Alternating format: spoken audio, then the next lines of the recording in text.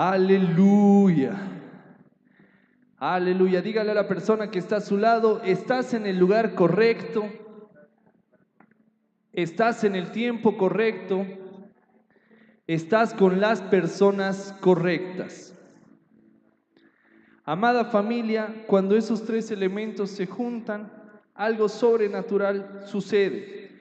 Es inevitable que cuando tú y yo, como hijos de Dios, empezamos a adorarle al Padre, el mundo espiritual empiece a moverse. La palabra del Señor muestra de que lo único que hace que nuestro Padre Celestial se levante de su trono es la adoración de sus hijos. Y esto es algo muy importante. ¿Por qué? Porque tú vas a escuchar de que en la palabra dice que Él está día y noche con querubines diciéndole santo, santo, santo, adorándole. Pero ¿qué es lo que hace? ¿O por qué nuestro Señor es movido a levantarse cuando su creación, estoy hablando de ti y de mí, empezamos a adorarle? Eso es porque nuestro Señor Jesucristo está dentro de ti y está dentro de mí. Cuando tú y yo le adoramos al Padre, es como si tú y yo estuviéramos danzando en nuestro corazón junto con Jesucristo. Y la danza del Cordero Inmaculado, el sacrificio más puro que pudo haberse entregado en toda la historia, es lo que mueve al Padre. Tú veías en la antigüedad que está escrita en la palabra que cuando se presentaba un sacrificio, la presencia del Señor descendía en el tabernáculo, movía la presencia de nuestro Padre. Nuestro Padre se levantaba de su trono y descendía a habitar un tiempo con el hombre, más con nuestro Señor Jesucristo. Tu corazón, tu templo, tu cuerpo entero se ha convertido en una habitación para el Padre, un lugar donde Él habitará, no que simplemente visitará. Es por eso que es muy importante que tú y yo entremos en sincronía, nos sincronicemos y le adoremos al Padre con todo nuestro ser. Por eso David también fue llamado un hombre conforme al corazón de Dios, porque él entendía la adoración, él comprendía de que para el Padre los sacrificios en ese entonces eran importantes, pero era mucho mayor la misericordia, era mucho mayor el proclamar el nombre de Dios en público. Ahora la pregunta es, ¿cómo estamos tú y yo? ¿Será que simplemente nos reunimos un día a la semana a cantarle? ¿O será que todos los días de nuestra vida nos levantamos y le damos gloria? Ese es el objetivo que tú y yo tenemos, darle gloria al Padre en todo momento. Darle gracias por todo lo que tenemos, por todo lo que somos. Cada habilidad. La misma palabra habla de que cada cabello está contado en nuestra cabeza. El libro de Apocalipsis muestra de que hasta las lágrimas están contadas en el reino de los cielos. Entonces, cada don que tú tienes, cada habilidad especial que el Padre puso dentro de ti, Él también lo sabe. Sabe la capacidad que tú tienes. Tú no estás aquí en esta mañana simplemente para escuchar versículos de la Biblia, sino que tú estás aquí para poder tener las herramientas necesarias para afrontar el día a día. Casa de David, tu ministerio, bienvenidas a todas aquellas personas que nos están visitando por primera vez.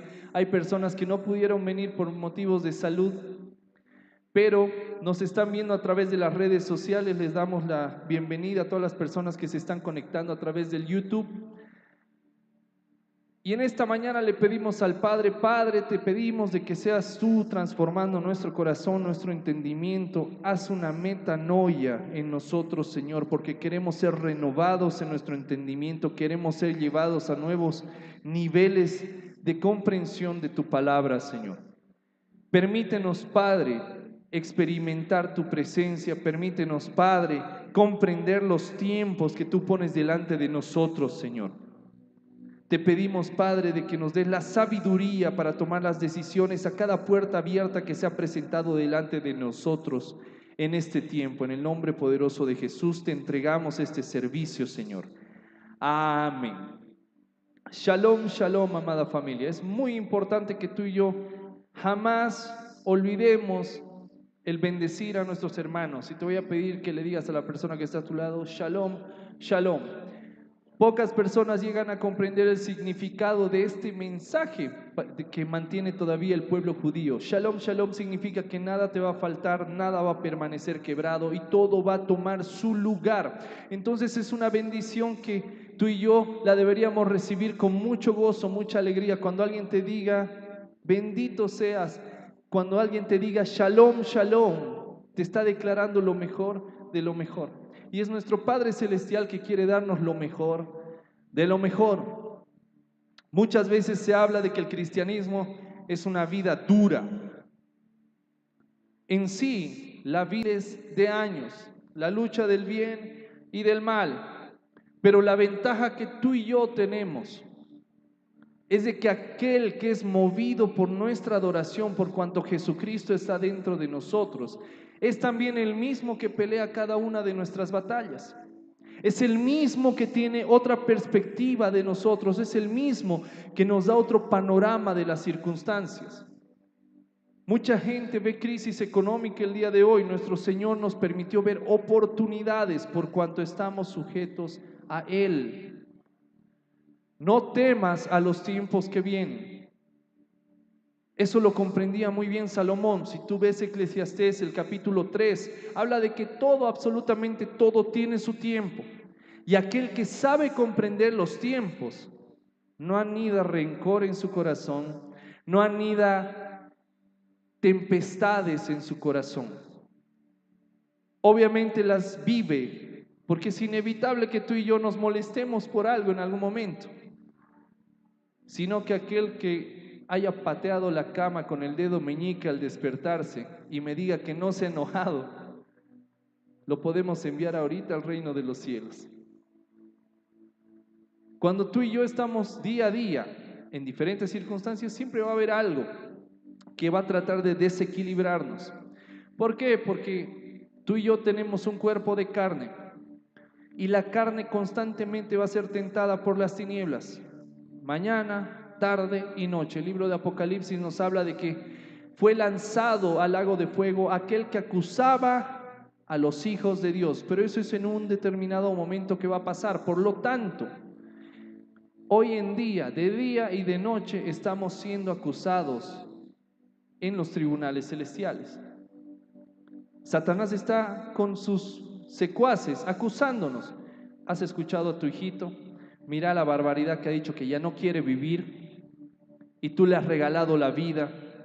Todas esas cosas están siendo registradas en el reino de los cielos.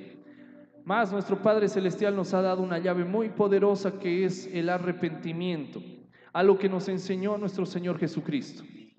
La transformación en nuestra forma de pensar, arrepentimiento en el original escrito como metanoia, transformación de nuestra mente, de nuestra forma de pensar.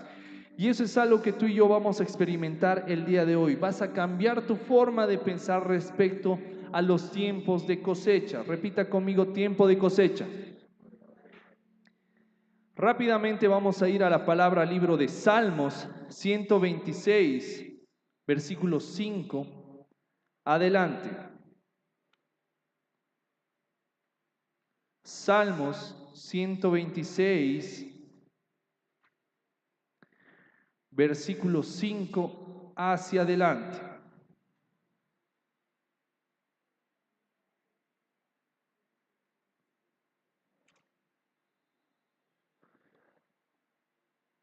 Hay algo que me preguntaron en esta semana que, bueno, me movió un poquito a tocar tema de historia.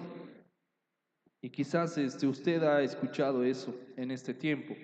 En este tiempo, la religión católica está celebrando lo que es la Pascua. La pregunta es, pastor, ¿pero por qué nosotros no estamos hablando acerca de la Pascua? Porque, bueno, hemos tomado la decisión en este ministerio de movernos en base a las fechas que lleva el pueblo hebreo. Y la Pascua, el Pesaj para el pueblo hebreo, es aproximadamente a partir del 22 de abril, dura toda una semana. Entonces, si tú quieres saber un poquito más acerca de lo que es la la esencia de la Pascua y cómo deberíamos celebrarlo nosotros, qué perspectiva tomar, no te pierdas la próxima prédica cercana al 22 de abril, donde tú y yo vamos a tener una gran sorpresa. ¿Por qué? Porque se viene una gran noticia que se les va a comunicar en su momento. Pero es una noticia que creo en lo personal va a traer un nuevo ambiente de cambio en nuestros corazones y una perspectiva mucho mayor. Y justo se está viniendo este cambio y eso me sorprendió en el Pesaj. La Pascua en el original significa pasaje, traspasar. El pueblo hebreo traspasó de la esclavitud a la libertad. Tú y yo vamos a atravesar un nuevo tiempo que se aproxima pronto. Amén. Salmo 126, versículos 5 al 6. ¿Qué es lo que dice? Los que sembraron con lágrimas, con regocijo, segarán. Dígale a la persona que está a su lado, está hablando de ti. Continuamos con la palabra, dice, irá andando y llorando el que lleva la preciosa semilla. Repita conmigo, preciosa semilla. Mas volverá a venir con regocijo, trayendo sus gavillas. Los que sembraron con lágrimas recogerán con gozo. Eso es lo que nos dice la palabra. Fíjese muy bien en este pasaje de las Escrituras, nos habla de lo que es la siembra y la cosecha. Una de las leyes más mencionadas por nuestro Señor Jesucristo en un determinado momento. Él dijo que todo lo que el hombre sembrare, eso también segará.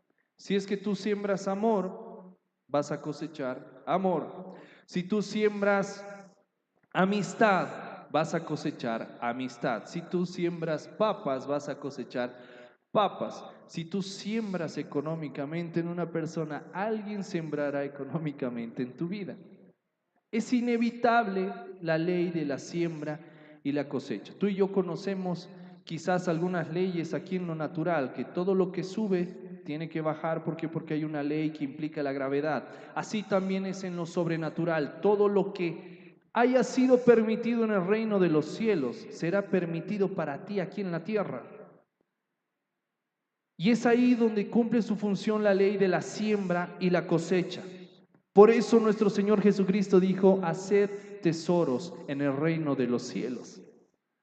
¿Por qué? Porque Él sabe que todo lo que se realiza aquí en la tierra tiene un impacto en lo sobrenatural. Y todo lo que se realiza en lo sobrenatural se va a ver aquí en la realidad.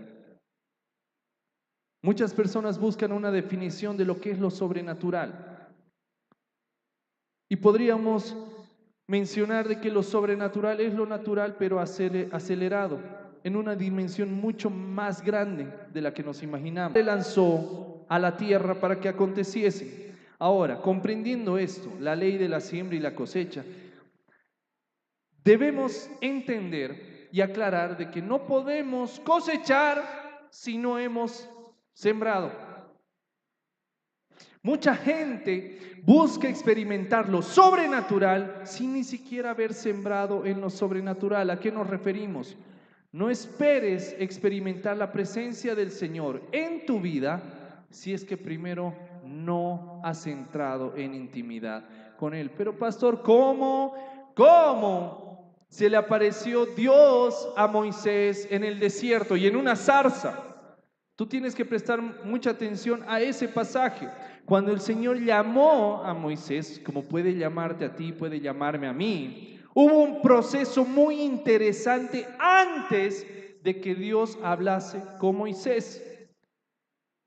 ¿Qué le dijo Dios a Moisés? Quítate el calzado, porque el suelo que vas a pisar es suelo santo. Ahora, comprendiendo eso, era muy común en el pueblo hebreo que cuando alguien quería hacer un pacto con alguien, le entregase su calzado.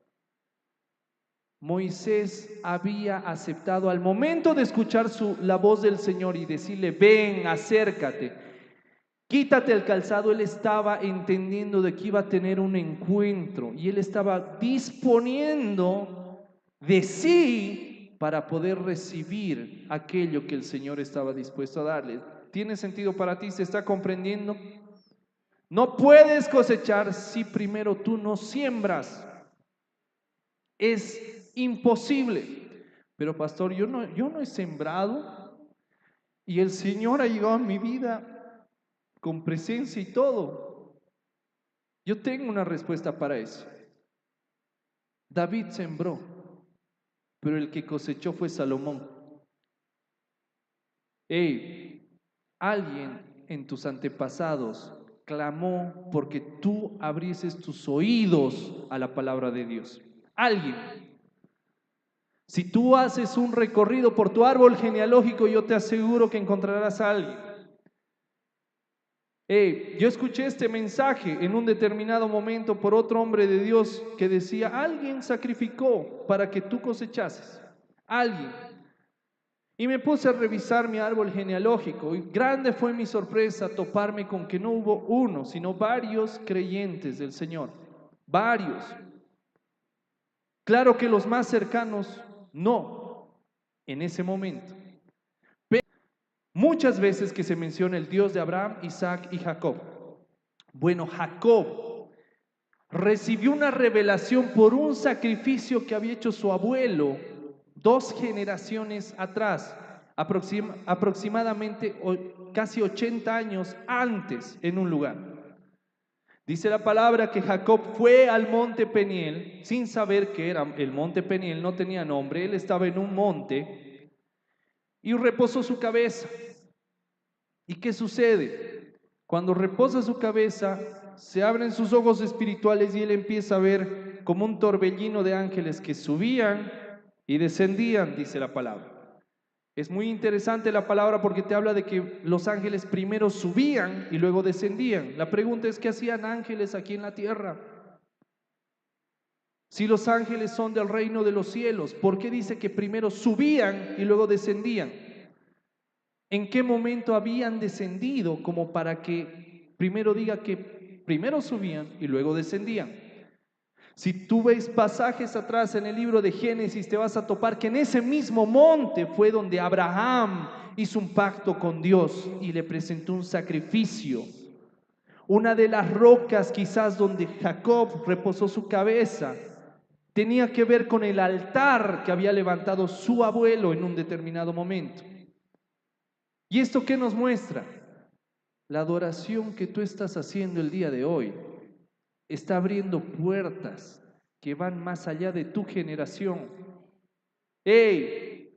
Cuando tú y yo levantamos un altar de adoración, no solo afectamos nuestra vida y nuestra realidad en este tiempo, sino que también las generaciones futuras, donde tú adoras, donde tú levantas un altar de adoración, ángeles se suman a tus cánticos, a tu danza, a tus declaraciones. Por eso ángeles subían y luego descendían. Por eso Jacob dijo, puerta del cielo acabo de ver. Yo declaro en esta mañana que se van a empezar a aperturar puertas del cielo en tu vida, en todas las áreas en las que tú decidas adorar, levantar un altar de adoración. Pero pastor, ¿a qué se refiere con áreas en nuestra vida? Tú tienes diferentes áreas en tu vida. Tú tienes salud, tú tienes sabiduría, bueno, conocimiento, tú tienes amistades que son tus relaciones interpersonales. Tienes tu lado espiritual, son diferentes áreas. Si tú decides levantar un altar de adoración en cualquiera de estas áreas, puertas del cielo se van a aperturar. Y créeme que cuando se aperturan puertas de los cielos por declaración de nuestro Padre, nadie puede cerrar esas puertas. El suceso de Jacob con Abraham en ese lugar no fue el único. Hubieron otros hombres y mujeres de Dios que visitaron ese lugar y pudieron ver el portal abierto por el padre de la fe, Abraham. Tú no puedes cosechar algo si tú primero no siembras algo. Personas que no saben sembrar son personas que no van a cosechar. Dígale a la persona que está a su lado, es tiempo de que aprendas a sembrar. Pero si tú has sembrado y si tú vas a sembrar, de cierto te digo, casa de David, que vas a cosechar en su tiempo. Gracias por ese amén. Solo hay una persona interesada. Cada acción es una siembra en tu vida. Todo lo que tú realizas tiene que ver con una siembra en algún área. La mano que extendiste para ayudar a una persona, la mano que levantaste dejando de ayudar a una persona, la puerta que cerraste, la puerta que abriste, todo lo que tú hiciste hasta el día de hoy fueron siembras. Hay personas, por ejemplo, que no toleran el que se las critique, pero cuando estaban con la lengua encendida, criticaron a más no poder a alguien, pero cuando le llegó se ofendió. Y esto cumple la ley de la siembra y la cosecha. Tú primero, antes de quejarte de algo que está sucediendo en tu vida, primero presta atención a todo lo que hiciste hasta ese día y lo que está sucediendo en lo sobrenatural. No vaya a ser que tú confundas un ataque de las tinieblas con una consecuencia tuya. Porque muchas veces las personas, ay, pastor, le cuento que he llegado tarde. El enemigo me está atacando con todo. No, lo que pasa es de que tú te desorganizas. No eres organizado y eso es una consecuencia tuya. Hay muchas personas que le dan más valor a Satanás del que creo que se merece. Debemos comprender, en primer lugar, que Satanás ya fue vencido en la cruz del Calvario. Lo único que le queda a él es susurrarnos para que nuestra propia carne, por eso el apóstol Pablo decía, nuestra concupiscencia, por nuestra concupiscencia somos tentados. ¿Qué es la concupiscencia? El deseo más bajo de la carne que cada uno de nosotros tiene. Hay algunos que tienen muy fácil caer en mentira, como otros que no, pero esos que no tienen muy fácil caer en ira. ¿Cuál es tu concupiscencia? Es ahí donde las tinieblas van a tratar de jalar tu carne, como para acusarte y decir, ahí está tu hijo, ahí está el que decías que era santo, santo. Cayó en esto. Ahora, ¿qué es lo que sucede ahí? El abogado, nuestro Señor Jesucristo, que tenemos como abogado, Él nos dirá, hey, te están acusando por esto, pero tú puedes arrepentirte, ya no lo hagas. Si ya no lo haces, la sentencia va a venir leve. ¿Te has dado cuenta de que hay, incluso aquí en lo natural, se acercan a las personas y les dicen, si tú confiesas el mal que has hecho, van a reducir tu sentencia, ya no van a ser 15 años, van a ser 10. Llega un tiempo de negociación. Cuando David se arrepintió del mal que hizo, David estaba a punto de perderlo todo. Diga conmigo todo. Cuando él adulteró con Betsabé, cuenta del mal que había hecho, era la primera vez que hacía eso. Y dijo, ya no lo voy a volver a hacer. Quítame todo, menos tu presencia. ¿Y qué sucedió? Sucedieron cosas en la casa de David. La espada no se apartó de su casa. Como él había asesinado, ¿hubo un impulso de asesinato que podía haberse frenado en su momento? Sí, porque ya correspondía a decisión de los hijos de David, pero la espada estaba ahí. La tentación, la concupiscencia estaba ahí. La sentencia no se eliminó, sino que redujo la severidad, porque David merecía ser destituido como rey y que el Señor le quite su presencia. Ese era el castigo para David. Pero por cuanto Dios es misericordioso, Él viene un tiempo en el que te dice, hey, no puedo tapar el sol con un dedo, pero te voy a dar la fortaleza para que afrontes lo que se va a venir. ¿Por qué? Porque Dios es bueno. Cada acción en tu vida es una siembra. ¿Qué has estado cosechando en tu vida? Es la pregunta, dolor, sufrimiento. Quizás alguien sembró en tu pasado para que tú coseches eso. Quizás tú mismo sembraste eso anteriormente para cosecharlo. Pero te tengo una buena noticia. de que tierras nuevas se pueden generar cuando uno está en la presencia del Señor. No es tu obligación comer de ese fruto. Quiero que prestes mucha atención. Cuando uno está cosechando dolor, ese dolor se va a acabar. Y tú tienes la oportunidad de sembrar algo nuevo y cosecharás eso nuevo más adelante. Tus cosechas muestran la semilla que sembraste hasta el día de hoy. Gran bendición viene sobre ti, casa de David, pero tienes que aprender a sembrar. Dígale a la persona que está a su lado, tienes que aprender a sembrar. Gálatas 6, versículo 7. ¿Qué es lo que dice la palabra? Gálatas 6, 7.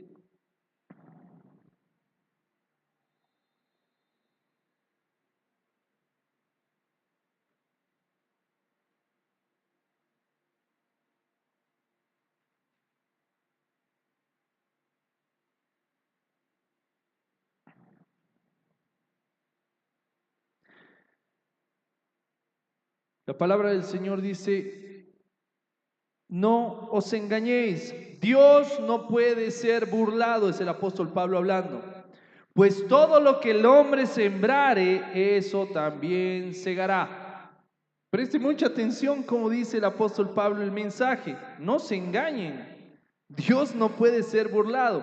Me imagino que hubieron personas que en un determinado momento fueron y sembraron dolor. Oh, insulté a mi hermanito. Ay, no, pero perdón, Señor, no, que nadie me insulte. No, no, querido, no es así. No es así.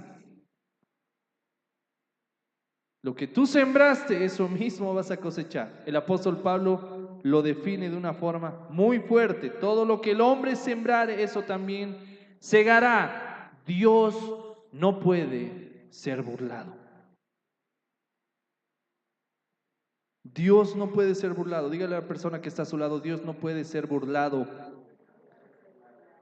Ahora, esto nos da a entender de que la naturaleza de tu semilla determina la naturaleza de tu cosecha. Semilla buena, cosecha buena. Semilla mala, cosecha mala. Pero de que vas a cosechar, vas a cosechar. Ahora, el que tú peques es una semilla mala. El que tú incurras en transgresión. ¿Qué quiere decir esto? Que sabes que estás pecando y aún así pecas.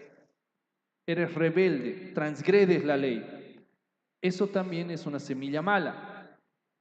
Y cuando no te arrepientes y ya se vuelve una tendencia natural en ti y no te importa si lo haces, simplemente lo haces y punto, puede transformarse en una iniquidad. Ahora, ¿qué es lo complicado en una iniquidad? Que tu iniquidad, definida en el Antiguo Testamento como abón, la palabra que es para maldad, nos lleva al mandamiento donde dice que Dios es un Dios celoso que visita abón de los padres hacia los hijos hasta la tercera y cuarta generación. Dios visita la maldad de los padres hacia los hijos hasta la tercera y cuarta generación. ¿Qué quiere decir eso? Esa semilla que puede transformarse en una iniquidad puede afectar tus generaciones futuras. Eso es muy fuerte. Pero, siempre habrá un pero. Así como la iniquidad puede afectar generaciones futuras, las semillas buenas que abren puertas del cielo también pueden afectar tus generaciones futuras. Existen las bendiciones generacionales. Casa de David, existen las bendiciones generacionales. Y tú tienes que comprender algo. Si tú entendiste de que eres hijo de Dios y que Abraham es el padre de la fe y que tú al creer en Cristo formas parte del pueblo escogido de Dios, eso te hace ciudadano del reino de los cielos. Por lo tanto, eres como si fueras un israelita aquí en la tierra. Y déjame decirte algo, la promesa de Abraham también te afectará a ti. Bendito serás entre todas las naciones, Israel.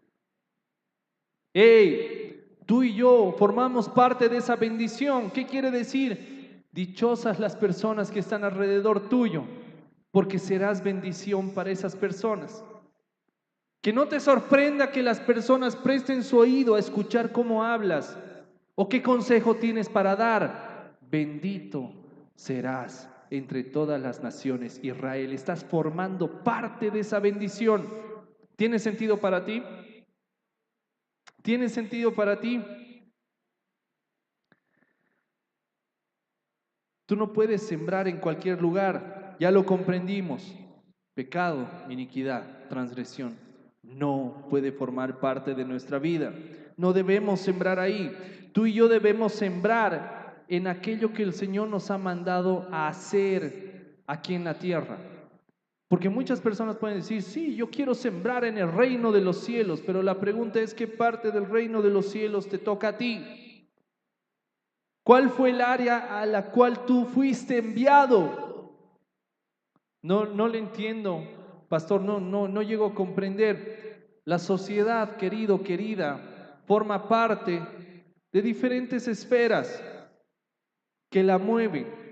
Existe la comunicación, existe gobierno, existe las finanzas, existe la educación. Son diferentes montes en la sociedad. Rol enviado desde el reino de los cielos, salvando vidas, por ejemplo, como médico, enfermeras, cirujanos, el área de la salud en general. Hay otra gente que ha sido enviada a dar a conocer la verdad y tienen una experiencia bárbara en investigación. Esa gente ha sido enviada al monte de las comunicaciones. Hay gente que es experta en hacer reír. Yo no sé si tú te has topado con gente así, no necesita hablar, pero ya te ríes de esa persona. Hay gente así en nuestras vidas. Esta gente ha sido enviada al monte del entretenimiento. Tú y yo tenemos que ser luz en el área en el que se nos haya puesto. Ahora, quizás el trabajo que tú estás teniendo el día de hoy no sea eterno para ti, simplemente sea un pase para que llegues a otra instancia. Queridos, a mí me tocó trabajar en un lugar donde yo conocía poco o nada, se podría decir, el área de las construcciones. Yo nunca en mi vida me había metido a ver lo que era apertura de caminos con dinamitas, por ejemplo. No tenía ni idea. ¿De qué me sirvió el haber traspasado a ese lugar o haber pasado un tiempo en ese lugar? Yo me agarro de las experiencias que me permitió ver diferentes formas de administrar los recursos. Tener la capacidad de poder llevar peso en mis hombros sin darme cuenta en ese tiempo. Dios me estaba preparando para asumir una responsabilidad muy grande que se ve hoy en día porque tú me ves aquí parado. Hasta ese entonces yo no sabía que era asumir una responsabilidad con números rojos en contra. Yo no sabía lo que era estar parado de una persona y decirle, ¿sabes qué? Estás despedido. Y ver la familia de esa persona en mi cabeza y no poder hacer nada. Dios me permitió estar en esos momentos, en su momento de aflicción para mí, pero cuando lo comprendí dije, Dios es grande. Me permitió experimentar estas cosas para cuando llegue una persona completamente destruida, yo tenga el temple necesario de pararme frente a esa persona y decirle, ¿sabes qué? Vas a salir adelante. ¿Sabes qué? Te voy a ayudar en esto. Vamos a poder salir de esta. Yo no lo sabía, pero ahora lo sé. Al igual que tú, las experiencias de Mata de 40 años y haber llegado a la tierra prometida en aproximadamente 5 meses. ¿Tú te imaginas si ellos hubieran tenido ese conocimiento? Pero ¿por qué estuvieron tanto tiempo en el desierto? Porque había cada gentecita, por Dios. que no quería salir. Si tú ves la historia, una nueva generación entró a la tierra prometida. Y uno que otro que sí se había arrepentido y comprendió el diseño de Dios. Pero la mayoría desapareció en el camino. Y la mayoría de esa gente era gente que no quería dejar de ser esclava. Casa de David, tú no saldrás del desierto mientras sigas siendo esclavo. Óyelo muy bien, no saldrás del desierto en el que estás mientras sigas siendo esclavo. Pero pastor, ¿esclavo de qué? Del pecado, de tu pasado. ¡Ey! Ahora sí cobra mucho sentido lo que dijo Jesús: maldito aquel que pone sus manos en el arado y mira para atrás. Suelta, suelta, casa de David, suelta el pasado, suelta todo lo mal vivido, agarra experiencias. No vas a poder olvidar lo que te pasó, pero sí vas a poderle dar un nuevo significado a aquello que te pasó. ¿Sabe qué diferencia el rencor, la tristeza, con lo que el Señor quiere que nosotros hagamos? Las emociones. Cuando tú recuerdas con dolor, no perdonaste, pero si tú recuerdas sin dolor, perdonaste. El perdón es recordar sin dolor. Porque no puedes decir, he perdonado, ya lo he olvidado. No, es imposible olvidar. El recuerdo va a estar ahí. Pero lo que sí podemos hacer, sí es perdonar, que es recordar sin dolor. ¿Qué sucede cuando te dicen el nombre de aquella persona que te lastimó? ¿Todavía se te entumece el cuerpo? No perdonaste todavía. Debemos trabajar en recordar sin dolor. Amén. Usted y yo tenemos que sembrar en el camino, en aquello que el Señor nos ha mandado hacer, en aquel camino que Él trazó para nosotros, porque Él dijo que Él es el camino, la verdad y la vida. Esto nos habla de que debemos sembrar donde esté la presencia del Señor y conforme a la voluntad que Él tiene para con nosotros.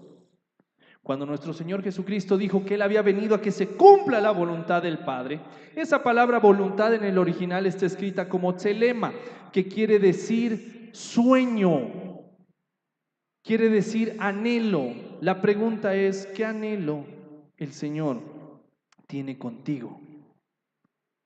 Porque el hecho de que estés vivo el día de hoy, respirando, quiere decir que ese anhelo todavía está encendido. Porque de lo contrario, si tú no le servirías al Señor en ningún área, no estarías aquí. Hey, ¿se está entendiendo? ¿Cuál es el propósito por el cual tú has venido aquí a la tierra? Has nacido. Hay un propósito, pero pastor, yo he venido en circunstancias que son terribles. El Señor permitió que estés aquí vivo. El Señor permitió que estés aquí. Y en el momento en el que tú comprendas eso, Él le va a dar un nuevo significado a todo lo que experimentaste en tu vida. Y cuando eso suceda, la gloria será para Él. Porque Él puede utilizar a cualquier persona como herramienta. Pero solo sus hijos, los que aceptamos su disciplina, somos aprobados por Él. Porque hay una gran diferencia entre ser aprobado por Dios y ser utilizado. La palabra del Señor muestra en el libro de Timoteo, en uno de los libros de Timoteo, de que en la casa del alfarero hay utensilios de bronce y de oro para usos honrosos y de madera y barro para usos de deshonra. Y todos, absolutamente todos nosotros somos maestros de lo bueno o de lo malo, porque en algún momento alguien dirá, quiero que mi hijo o yo quiero ser como esta persona. O dirán lo contrario, yo no quiero que mi hijo sea como esta persona o yo no quiero ser como esta persona. Siembra y cosecha. Todo lo que hacemos en nuestra vida es para sembrar y cosechar. Génesis 17, versículo 5. Génesis 17, versículo 5.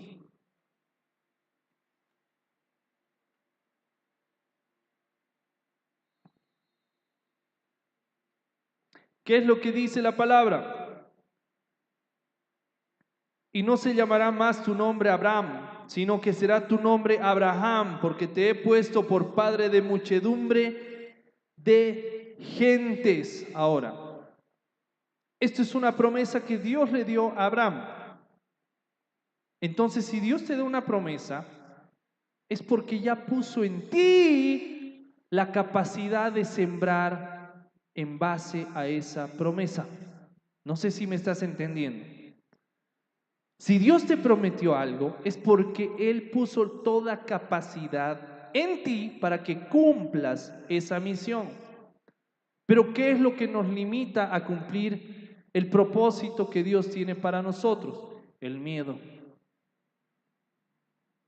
El miedo ocasiona en nosotros desesperanza, la desesperanza anula la fe. Abraham, tú me vas a dar descendencia aquí en la tierra. Vas a ser padre de multitudes. Hasta ese momento, si usted presta mucha atención a lo que acaba de leer, está escrito como Abraham. Y cuando le dijo Abraham, cambiándole el nombre, lo convirtió en padre de multitudes. Hasta ese momento, sucede que había acontecido algo muy fuerte en el matrimonio de Abraham y su esposa Sara. 5 capítulos, eso es un tiempo mucho más adelante, donde Dios le dice, recién Abraham, serás bendito. Primero le dice, vas a ser padre de muchedumbre, de mucha gente. Abraham creyó, él le creyó. Pero hubo una duda en el matrimonio donde la esposa le dijo primero, no, pero si yo estoy vieja, yo no voy a poder cumplir con esa promesa o ese mandato que nos ha dado Dios, no voy a poder. Y Abraham se pone a pensar y dice, sí, es verdad, eres vieja, no vamos a poder. ¿Y qué sucede? Hubo un tiempo de desobediencia ahí. ¿Por qué? Porque la orden fue que ese matrimonio empezara con la muchedumbre. Pero ¿qué sucede? Por cuanto Dios ya le había dado una bendición a Abraham y le dijo, vas a ser padre de multitudes, eso no lo cortó Dios. ¿Por qué? Génesis 16, versículo del 3 al 4. Vamos a ir capítulos atrás. Génesis 16,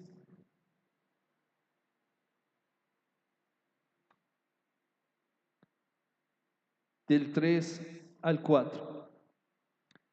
Dice, y Sara, mujer de Abraham, tomó a Agar, su sierva egipcia, al cabo de 10 años que había habitado Abraham en la tierra de Canaán, y la dio por mujer a Abraham su marido. Y él se llegó a Agar, la cual concibió, y cuando vio que había concebido, miraba con desprecio a su señora. Ahora, prestando mucha atención a esto, nos damos cuenta de que Abraham sí se había equivocado con Sara. ¿Por qué? Porque la idea era de que Abraham sea padre de multitudes, pero en su matrimonio. Ellos vieron la salida fácil, Agar es joven y tú todavía puedes reproducirte. Y tuvieron un hijo. ¿Cómo llamaron a ese hijo? Ismael. Pocas personas entienden de que por Ismael fue formado el Islam. Los musulmanes vienen de ese lado. Ahora yo te pregunto, ¿son poquitos los musulmanes en el mundo? Son millones, muchedumbre. Por eso Dios le dice a Abraham, vas a ser padre de multitudes. Pero la idea no era esa, sino que tus multitudes vengan de tu matrimonio. Por eso cuando Abraham decidió concebir, creerle al Señor de que Sara podía tener hijos, llegó a Sara y nació Isaac, el hijo de la promesa. Y es ahí donde Dios le dice, bendito serás por tu obediencia, bendito serás para todas las naciones. Ahora, ¿qué pasó con Ismael? Lamentablemente, por actuar de su madre, Agar, fueron desterrados del pueblo de Israel, del pueblo que estaba manejando Abraham. Abraham estaba dolido, estaba triste, pero ¿qué sucede? Dios le dijo a Abraham: yo no voy a dejar a tu hijo, yo lo voy a cuidar. Pero lo que vino posterior a Ismael, eso ya es cosa del hombre. Eso ya es cosa del hombre, que en un determinado momento lo vamos a hablar para que quede más claro. Ahora, fíjese lo que ocurrió por haber sembrado en terreno equivocado. Génesis 16, versículo 12, ¿qué es lo que dice? Y él será hombre fiero, su mano será contra todos y la mano de todos contra él, y delante de todos sus hermanos habitará. Estaba describiendo lo que iba a pasar con Ismael y lo que sucedió desde un principio. La descendencia de Ismael se fue en contra de todos los que estaban alrededor. Si podíamos hablar de alguien que experimentó la guerra desde muy temprana edad, Ismael. Batalla tras batalla, su descendencia era enemigo de muchas naciones. Cuando tú y yo sembramos en el lugar incorrecto, cosecharemos, pero con aflicción.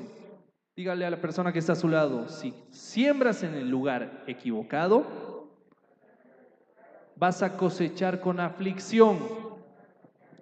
Hey, yo quisiera cosechar sin aflicción. La verdad quisiera hacerlo. Pero debemos tener mucho cuidado dónde estamos sembrando. Solo debemos sembrar donde la presencia de Dios está, no en cualquier lugar. Hay mucha gente que dice: ay, el pastor ha dicho que hay que sembrar amistad, y van a hacerse amistad con alguien que está haciendo mucho daño a la gente y que no conoce a Dios. Estoy sembrando amistad. No te equivoques, no puedes sembrar en cualquier lugar.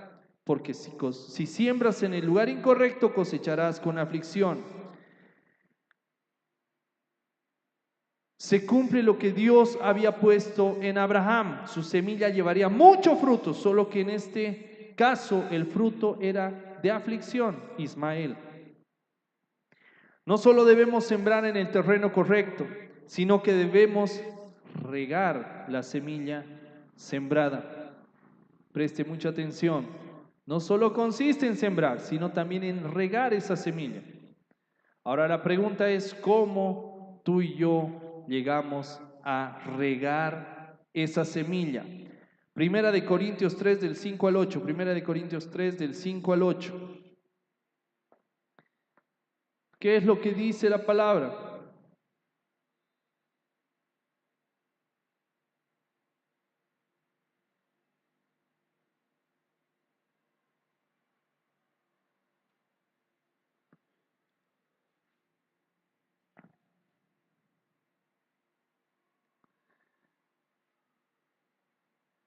Primera de Corintios 3 del 5 al 8. Dice la palabra: ¿qué pues es Pablo y qué es Apolos? Servidores por medio de los cuales habéis creído. Y eso, según lo que a cada uno concedió el Señor. Yo planté, Apolos regó, pero el crecimiento lo ha dado Dios. Tiempo y enfoque. Repita conmigo: tiempo y enfoque. Repítalo con convicción: tiempo y enfoque. Sembraste amistad, tu semilla no va a crecer solita si es que no es regada. No puedes decir: oh, acabo de sembrar amistad, me acabo de presentar a una persona. ¿Cómo está? Mi nombre es Arturo López, y nunca más vuelvo a hablar con esa persona.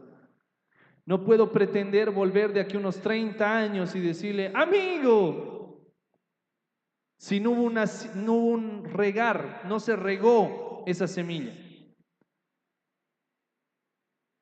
No puedes pretender emprender un negocio, sembrar en un negocio, si no lo riegas, si no lo atiendes.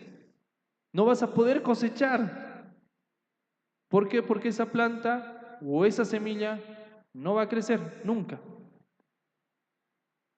Ahora, pero pastor, ¿cómo es eso entonces de que nosotros pecamos y en algún momento vamos a cosechar, pero si ya no queremos volver a pecar? Querido, tu carne ya está regando constantemente esas semillas.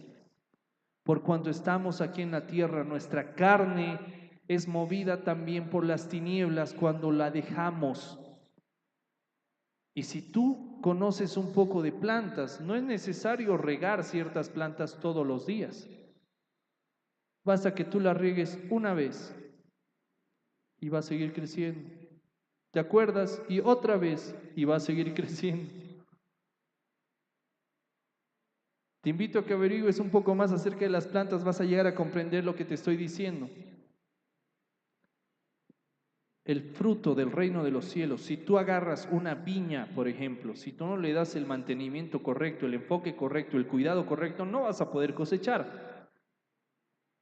Ahora, nuestra labor consiste en orar y actuar. Eso es regar nuestro enfoque, nuestro tiempo.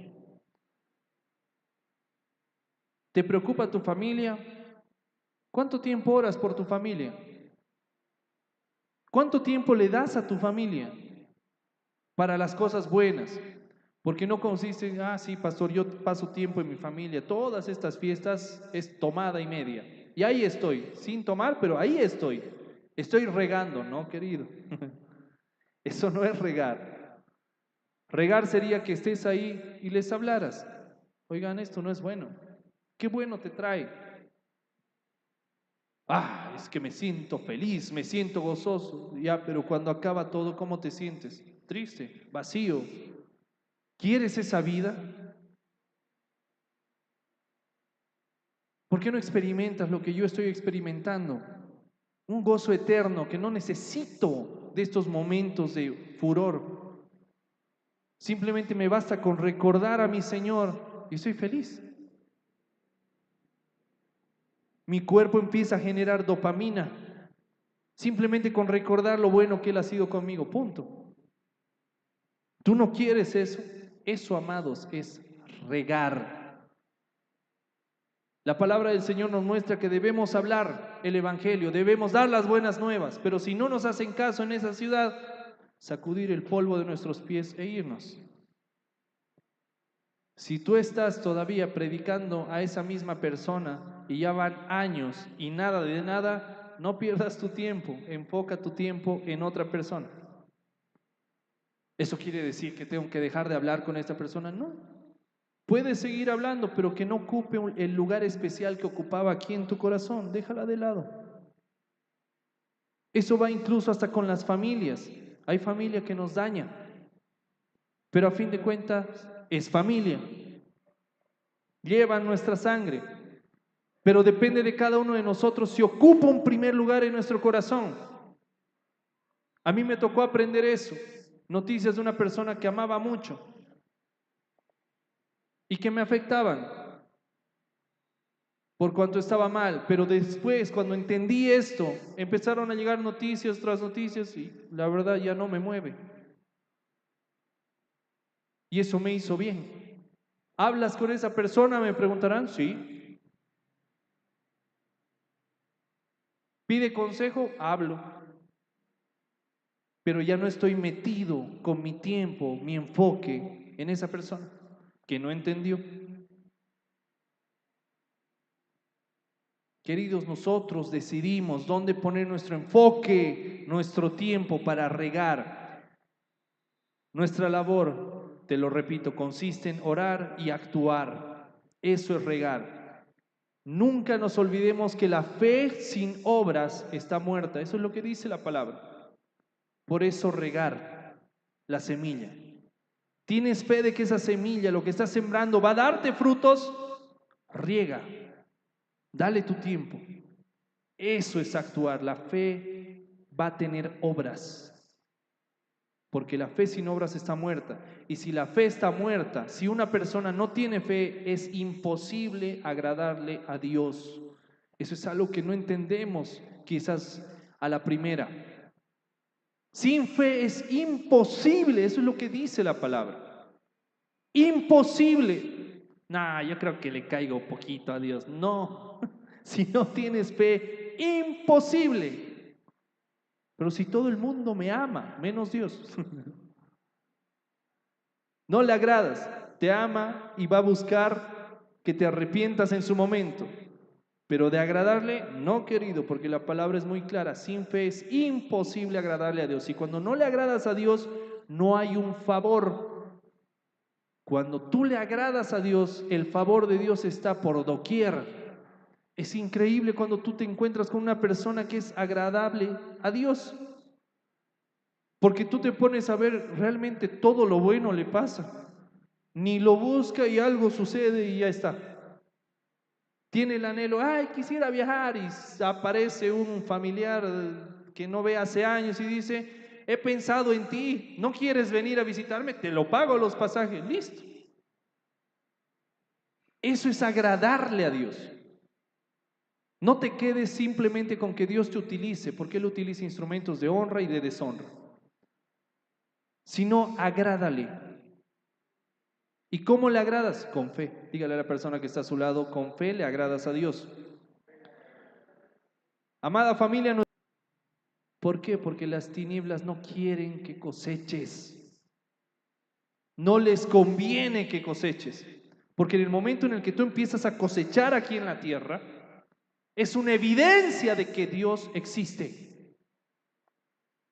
Cuando tú empiezas a cosechar aquí en la tierra, es una evidencia de que Dios está contigo. Por eso las tinieblas pelean para que no cosechemos. Es ahí donde uno tiene que pelearla, porque cuando todo está listo para cosechar, viene alguien que nos quiere robar. Joel 3, versículo 10.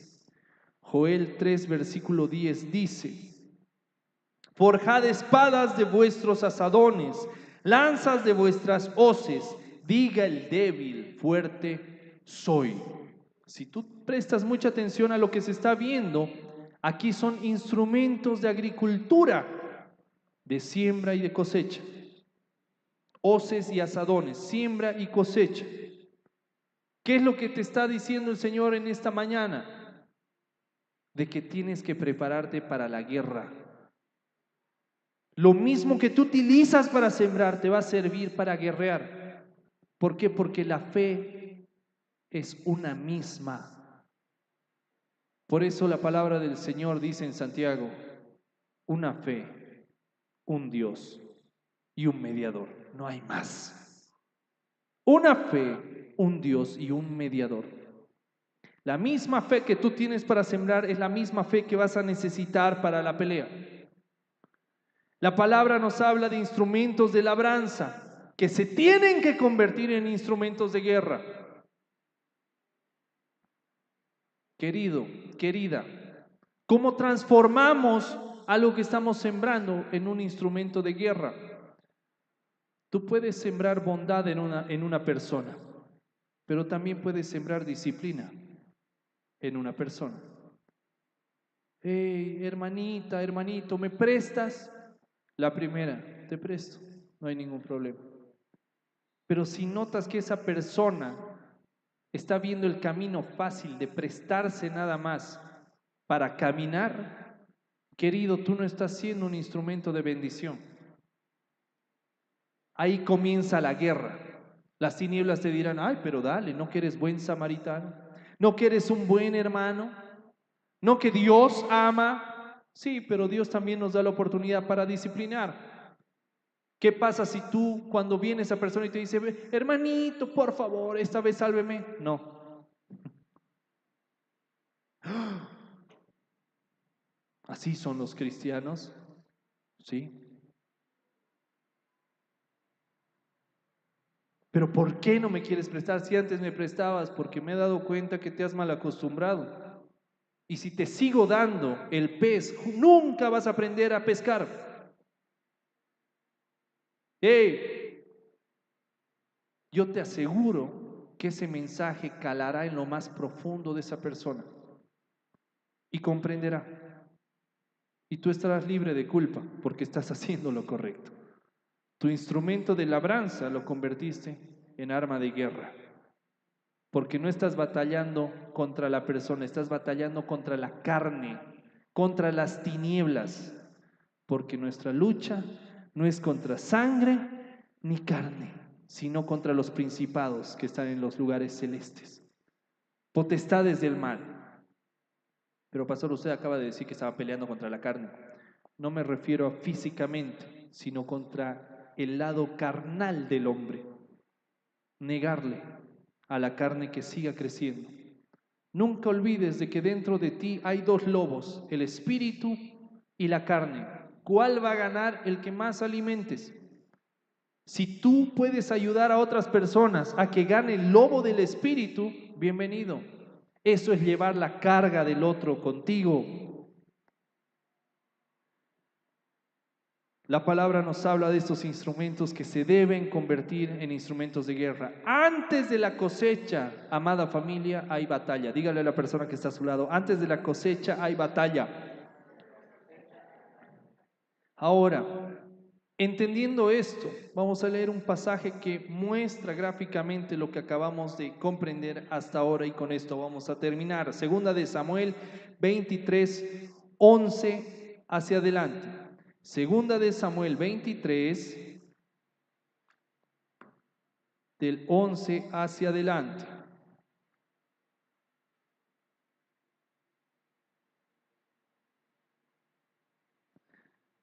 ¿Qué es lo que dice la palabra? Después de este fue Sama. Este era uno de los valientes de David. Si tú lees el título de este capítulo, dice los valientes de David. Los están describiendo. Ahora, comprender esto me lleva a algo mucho más fuerte todavía y quiero hacer una pequeña pausa ahí. Habla de los valientes de David. Si tú ves la historia, estos hombres eran los más temidos en todo Israel y en todo el mundo. Hay historias, aparte de la Biblia, que narran hechos donde, desde la perspectiva de los filisteos, desde la perspectiva de otros pueblos, cuando escuchaban los valientes de David van a participar, ya se daban por derrotados, porque sabían que ni millones de soldados podían frenarlos. Era increíble lo que estos hombres hacían. Pero ¿por qué lo hacían? Porque eran los valientes de David. ¿Tú te imaginas si estos hombres hicieron esas hazañas que están descritas en este capítulo? ¿Cómo era David? Como para que la gente diga, son los valientes de David. O sea, David era el más. Era superior a estos soldados. ¿Y quieres ver lo que hizo uno de estos soldados? Leamos a Sama.